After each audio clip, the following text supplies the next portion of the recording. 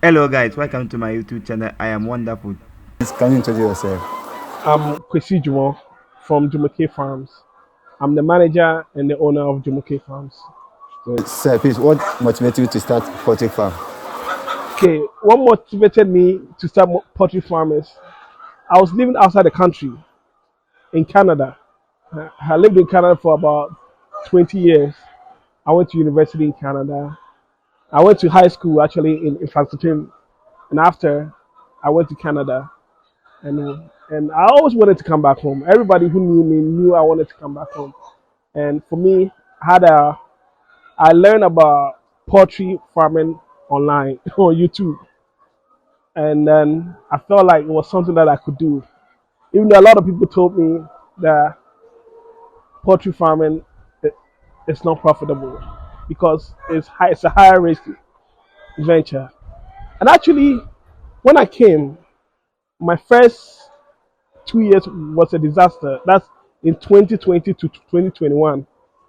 The high cost of feed.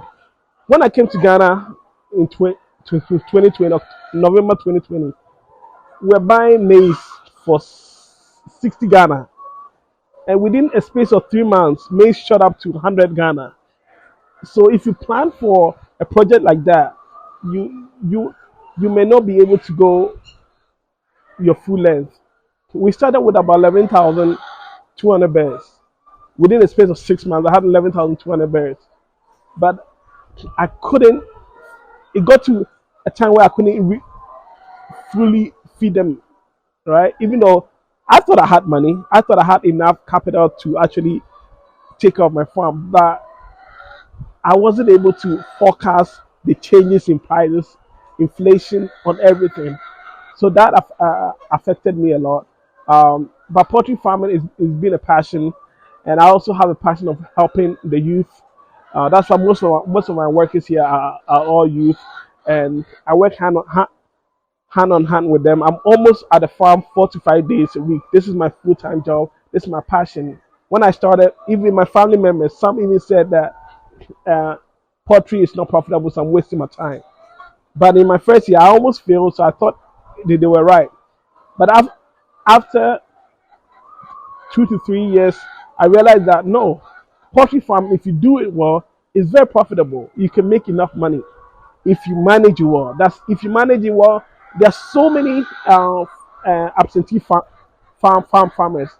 For me, I don't see the reason why I'll spend over 2 million Ghana cedis or 3 million Ghana cedis to put up a structure like this and then employ people who are not really skilled or educated that much to handle my farm, my huge investment. So one of my workers is highly educated, has a university degree. Some also have agriculture background. Some are also very skilled on the job. So we are a team with different dynamics.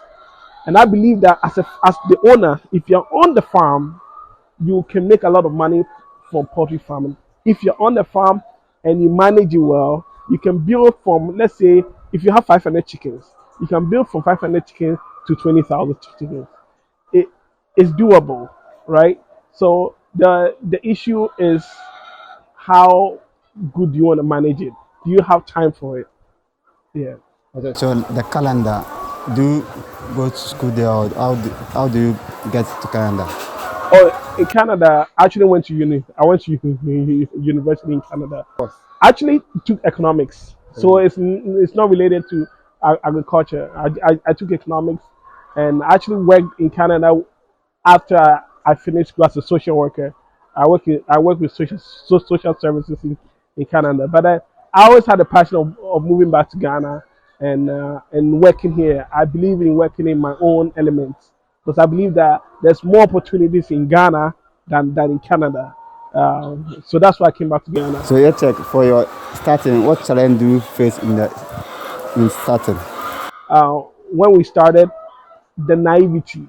We didn't know a whole lot. That's one problem with we farmers. We start without gaining the grassroots of it or getting a higher foundation in what we're doing. So we end up making mistakes. So basically, naivety. I didn't have much. knowledge about the poultry farm. Even though I was reading a lot, I was going on YouTube, I still didn't have a lot of understanding like I do have. Even managing the birds. Sometimes people will get a lot of birds and they will fade out before bringing another set of chickens. So there'll be a time where they don't have eggs. But on our farm, we always bring in birds every 6 months. Every 6 months, we are selling chickens. So we have a system that we go through. And like I always say, I'm always willing to help people understand what we are doing here that's working. Right now, whatever we're doing here is working because we are seeing profit. After so many years, we actually see profit every time. So it's profitable for us. Right. So starting, how many birds do you use to start? So we're always getting them in batches. So when I wasn't in Ghana, I got 2,500 to start, and then when I came, I added about 7,000, about 9,000 birds. When I came to Ghana, I did about 9,000 birds. But it's always good to space it out because poultry is very capital intensive, and the issue in Ghana here is that we all do poultry straight from our pockets. If I go to the bank to get me a loan, they're going to quote me a loan of about 20 to 30%, which is really expensive for me to pay back because how much profit am I even raising on the farm, right? So that's the challenge. We always I don't finance it. We don't have any bank financing. We finance it in house. Everything is done on the farm here. Okay, so if someone wants to start, what advice that will give the person to start with? How many birds the person wants to start with? I would advise the person, everybody knows his pocket or his capital level. Whatever you feel you're comfortable with. I'll always advise anyone who wants to start to also have money enough to feed birds for about 2 months, 2 to 3 months. You should have enough money to buy, let's say, feed for about 2 to 3 weeks. You should be able to have that money sitting aside and have enough capital again to run the farm because that is very key. Mostly what we do is the chickens. We buy chickens without thinking about the feed. But the feed aspect is even more costly than the chickens that we have bought. So if you focus on having enough capital sitting aside to run the farm, you be okay because there are many challenges with poultry farm. So we always need to have set aside capital in to help you run the farm. So I cannot tell you start with 100 or 1,000. Depends on what your budget is, right? Yeah. So Though your challenge, you said it's shared with your challenge. So can you give us, once you have been inside for long, can you give us more challenges poultry farmer get to it? okay, there's so many things in poultry farming. There's so many diseases that you have to learn. You have to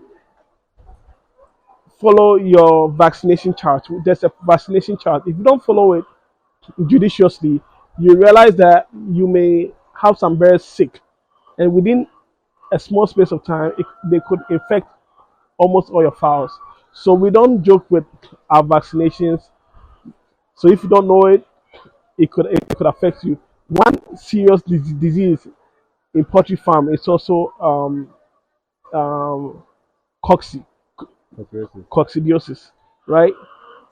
If you don't follow your chart, it can affect you. Newcastle can also kill your birds. So just get to know the diseases and your management protocol has to be on point. Yeah. So, Once you're using batic system, if someone one of the sick is sick, how do you identify that this one is sick? okay, so one of the is one of the common challenges that we face with the battery cages is leg paralysis because they are always standing on their on their toes, so it's easy for them for their legs to paralyze. So, and aside that, you can go through and there's also another disease called CRD, chronic respiratory disease. In the evening, normally in the evening, if you come through, you hear that the bird is panting, like is struggling to breathe. You can easily identify it and isolate it. And also Newcastle, when you see it, it could be Newcastle or it could be other things. When it's twisting their neck, most likely it's Newcastle. I mean, Newcastle and CRD have some relation, so you can be able to pick out some of these birds and isolate them easily. For us, one of the reasons why we like the battery cage compared to the deep litter system is we had some birds in the deep litter system. I brought my dog to the farm, and the next day, 150 chickens were dead because the dog barked. But when they are in the cages, they are more safe. And also, we have a lot of we have a lot of ant infestation on the farm. So, with in the cages, they are protected. Also, in the cages, you can see that the eggs look clean. They look more white, right? They are very clean, and our customers like cleaner eggs. So for us, we believe in a battery cage system, but um, you can see the chickens don't have a lot of mobility. They are stationed like prisoners, which is not good for the animal itself, right? So those are the drawbacks in the cages. Okay, so if someone wants to start, like the team, how the person need to do you need to train your workers, or how do you train your workers? If you are picking workers, do you Okay, pick so somebody that is experienced, or for me, I even like people that are fresh, right? So if you don't know anything in poultry farming, you come, we always teach you. We have a crew that are knowledge on the field. So we teach you through our processes, because somebody may be experienced on a different farm, but when you bring that person here, you realize that the person is not really skilled. So we still have to train that person to get conversant with how we operate here, right? So I always like younger guys, guys that are willing to learn. Sometimes people say they have experiences, right? But when they come, they have their own mindset. They have their own principles on how they operated on a different farm. But this farm is different. So we always like to train people according to our principles on this farm. okay? So it is profitable. Poultry farm, like I said, if you manage it well, it's profitable. For us, we are seeing the profit from this year because we invested so much capital into it. It's now time that we are seeing the profit. It's profitable, but how you do it determines. Like I can give you an example, right? Every 6 months we bring in bears. Every 6 months. Uh, okay, so poultry farming is profitable depending on how you manage it. Um, like we bring bears in every 6 months, right? And then we sell bears every 6 months. So because right now we've been able to go through the whole cycle, we always bring in bears and sell. We always so whatever bird that we bring in, the older ones. This I can't really say all the details. We bring a percentage of the laying birds in. So the older ones feed the newer ones. They pay me. They pay my staff. They take care of the farm. And when we sell chickens from this farm, it's a profit. We don't add it onto the farm. It's a profit that we've made. So let's say in a year, uh, we sell chickens twice, right?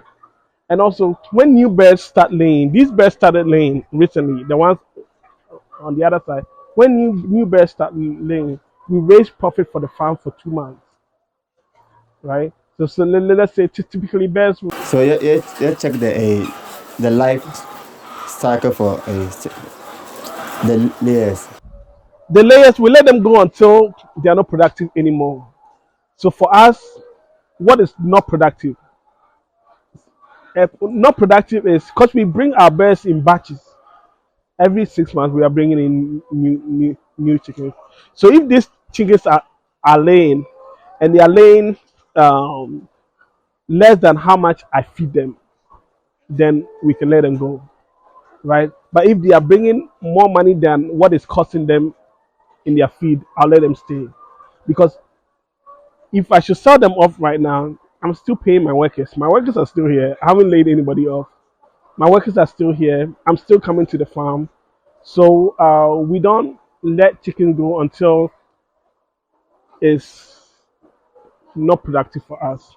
And right now, what is not productive for us is less than 50%, right? But right now, even our older birds, these chickens here, they are 2 years, and you can see they are, they are still, the overall percentage is about 60 something, right? So they are still about 65%.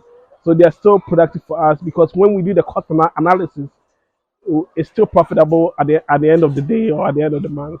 So they are still here until it gets to a time where it's not, it wouldn't be productive because we wouldn't, if I should sell them now, my workers are still here, everybody is still here, I'm still paying for everyone. But even if they're giving me 10 cedis a day, I'll still keep them because at the end of the day, it's money coming into my pocket. If we put into perspective the medications, the feeding, and the cost of running the farm, and it's still profitable, we'll keep them. So, can you give any advice to somebody who wants to start poultry farm? If you want to start poultry farm and you have passion for it, I'll tell you to go for it because there's a lot of challenges that comes with it. Never give up, right? Even though whatever people will tell you, believe in yourself. Because me, I believed in myself. If I didn't believe in myself, I wouldn't have done it. See, the roads are not even good. Just a challenge. I lived in Canada where there's comfort. I had everything that I wanted, but I'm living on a farm, on a village, right? Because I know what the future holds, or I know what I can get from this. And I always credit my sister. My sister always encouraged me in this venture because it's not easy. So you need people who encourage you, and you need a good partner. My wife always supports whatever I do. So I mean, it's the passion for it. I'm always here. I'm not an absentee farmer. I can stay at home and they'll run the farm for me, but I'm always here. Always have the passion for it and believe in yourself. Because poultry farming is profitable, but it's very challenging. You can lose everything you have within a small space of time. A small space of time, disease or what have you, but the passion will keep you going. So once we are from Canada coming, so what's advice that you give somebody that is outside want to start farming? I have a lot of friends who want to come to Ghana. We all believe that Ghana is the place to be. Ghana, there's a lot of opportunities down here, but because people, it's hard to make that transition here, right? So if you want to come like I did, first of all, you got to believe in yourself. Everything, like I said, you got to believe in yourself and know the future vision, right? You know, in the moment, you things may be hard because the uncertainty about moving to Ghana. You don't know. Ghana is hard. I won't lie about it. Ghana is hard. It's not like the West where everything is. We have a good system. Ghana is not like that. So if you want to move to Ghana, just know you are coming to Ghana for Ghana's sake. Ghana is not Abroche. So come and come through it. Get your hands dirty and you'll be able to do Once it. you are saying they should come and do the setup and they should go back or they should come and stay. Okay, there are different ways that you can take a look at this. If you want to start in the beginning when the birds are not laying, you can probably get a structure whilst you're there, and then you can get the birds laying until they start laying. Then you can come. But even for me, what I went through with this whole structure, I would never advise anybody to build a poultry farm in Canada or America. Come here and stay here and build your own farm. Because this structure, 2010, 2019 when we started building this, they charged me 160,000 Ghana. Back then, 160,000 for this structure. And the roof, everything leaked. You see here, everything was like this. We had to change the whole roof again within 1 year. So in Ghana, things are different. Everybody thinks he's smart. So the person who built this, will take some of your money. They'll use a cheap material to build a roof. I had to change everything. Even these roofs are not the best. Back then, I paid about 80 Ghana cedis for a roof. No, yeah, well, that was like 4 years ago. It probably cost like 60 Ghana then. But he told me he was buying me the most expensive one and the quality one. But what he bought actually wasn't great at all, and I had to change all the roofing. So for me, if I should do it again, I would rather be here and supervise everything and do things accordingly. Because I didn't want to build a structure like this. I wanted to build it in rows. But because the person didn't listen well, he built the structure like this. And now we have this structure here is where we do our brooding. We haven't set it up for brooding yet, but we put everything together. If I was here, I wouldn't have done it like that. I came back and I built a 12,000 capacity. Even in 2021, when I built the 12,000 capacity, it cost me 80,000 in 2021. And this less than this 6,000 capacity, which cost me 160,000. So you understand, when you are not here, things will be messed up. So that's why I always advise anybody who wants to start, get your money and come supervise it in Ghana. So if they give you one chance to change once in Africa, how do you change Africa? Africa, we just have to be true. Just whatever you're doing, just be truthful. Sometimes speaking the truth is hard. If you're credible, people will always work with you. If you're credible, people will even invest in you. People will believe in you that this person, he's a man of his word. And that's what I want to build with my workers. Credibility is great. If you take my egg without telling me, you've stolen from me. Even though it's just one egg, you've stolen from me. So then again, I have the power to sack you. Sometimes I've let people go over little things. For a Ghanaian person, he will say, "Oh, and yes, it's nothing." But for me, the little things will grow into bigger things. So if somebody does something small, you need to punish the person so the person wouldn't do it again. Then the person will learn how to be truthful and how to be credible. This is how we work together. And for me, I always say, if a worker is also doing his very well, and for also encourage him financially, that's what everybody wants to be paid well. Unfortunately we don't pay our workers well in Ghana. So if we can also, as we the owners, if we can also do better in that regard, I think we'll have a good system. Okay, thank you very much. Thank you too. Please, can you share your contact to us or social media? And okay, so on TikTok you can find us Jumoke Farms, Facebook Jumoke Farms, and we also on YouTube KD the Farmer or Jumoke Farms. You can find us, and my man here, you can also support his channel, WAB Farm Talks. It's a great channel that you can learn more about farming. As a youth, I know he's been interviewing a lot of youth, so support his venture and let his channel grow so he can go ahead and educate a lot of people about farming.